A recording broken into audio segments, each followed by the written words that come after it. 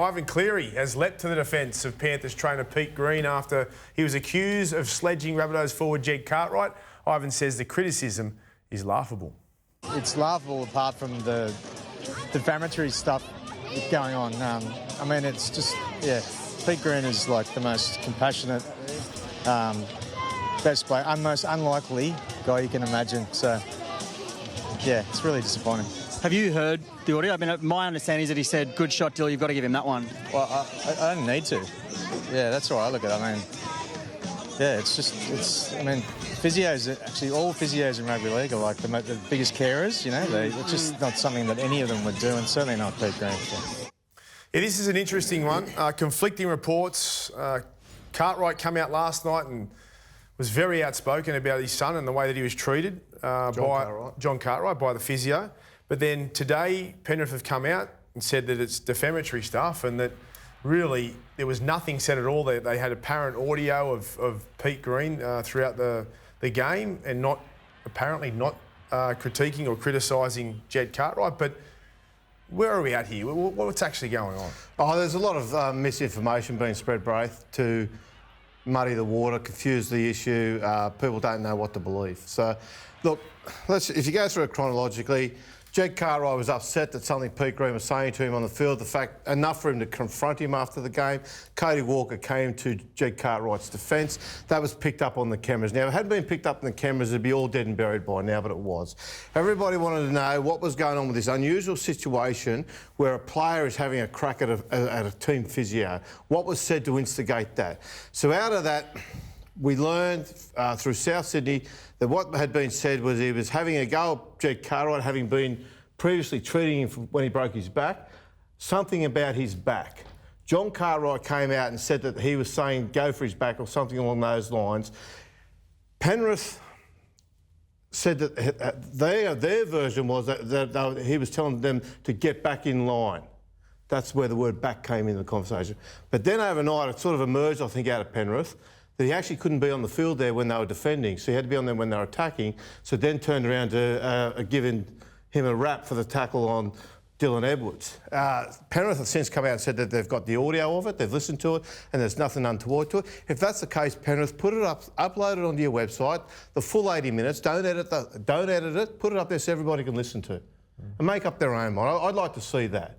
If you've got the audio, put it up online and let everybody listen to it and make up their own mind. And don't cut it anywhere, just let it sit there and let it run. And I guess out of respect to the Cartwright name too, because that's a famous name in Penrith's history, and maybe John deserves an explanation as to what happened. And if it's been miscommunication out there, by all means, let him know. Kenny's right. Clear it up. Kenny's right. Penrith have let Pete Green down today. They really have. They've let run of the... Or protected him, if he said what he said. Mate, I'm prepared. I was part of that yarn this morning about the audio, and I'm confident enough in my sources to believe that that's the audio. Yet, Kenty, to your point, all they have to do is present the audio. Yet at 7 o'clock, we are still waiting from a formal statement from the Penrith Panthers, other than the head coach being interviewed on a sideline at a media day.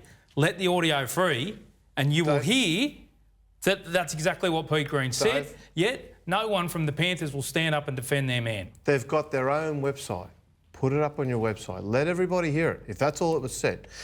The reason it hasn't progressed any further is because for it to go any further and be investigated by the NRL, South have to make an official complaint. South have basically, the heat out of the moment has since gone away. They're on Mad Monday, they don't care, they've lost the game, they're out. So there's no one there at the club with an appetite to actually push forward and make this a formal complaint to the NRL. That's why it's going to die, and that's what Penrith are clearly hoping is going to happen. There are whispers out of South that he was talking to the players. There's no doubt, Braith, he was.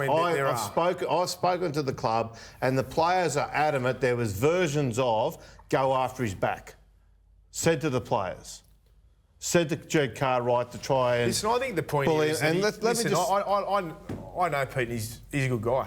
He was at the Roosters when I was there. I didn't even know it was him until last night that was involved in this. And I said it last night, just shut up. Don't talk to the players. Well, that's the key. You've got no right, as a trainer, to go on there and talk to the opposition first-grade rugby league players. You just don't. I don't understand why you would do that. It's a lack of respect, and it's not your place. And if no one, if they just eradicate that, then we won't have any problems. I hear what you're saying. I hear it. But if you actually, if they let the audio out, Brad... So you're telling me... I didn't want to go here, right? But you're telling me that Pete Green was giving credit to Jed Cartwright for tackling Dylan Edwards. Is that what you're telling me? He's saying, right, let him have that one deal, right? Let him have that one deal. Because he's worked with Cartwright for all those years, getting him back to peak fitness. I don't want to get involved here because I wasn't on the field, but I just can't really fathom that myself. So let the audio out. And therefore... That's why they won't, though. The complete context will be free. Yeah. This little version you're spinning begins with "Once Upon a Time." Yeah. Please. All right, there's a good fairy tale. Let's move on.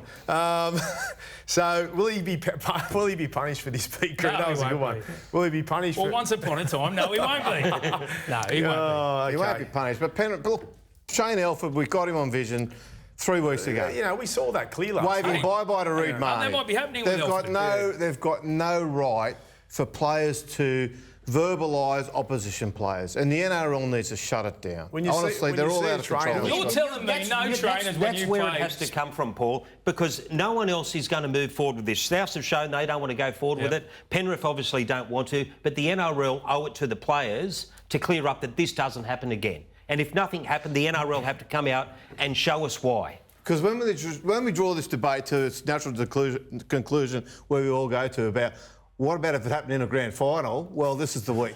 What happens if Jed Cartwright walks across and whacks him because he thinks he did say something? Yeah. That's where the NRL have to get on top of it. Or he says something... They can't just sit back and let it... Or he says something dies. truly offensive that should never be said, but in the heat of battle does get said, at which point does provoke a response.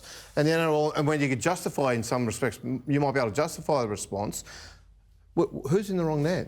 That's so muddy. Hopefully this will be dead and buried, and I'm sure Pete's learned his lesson now, so I think he won't be talking too much on the field anymore now.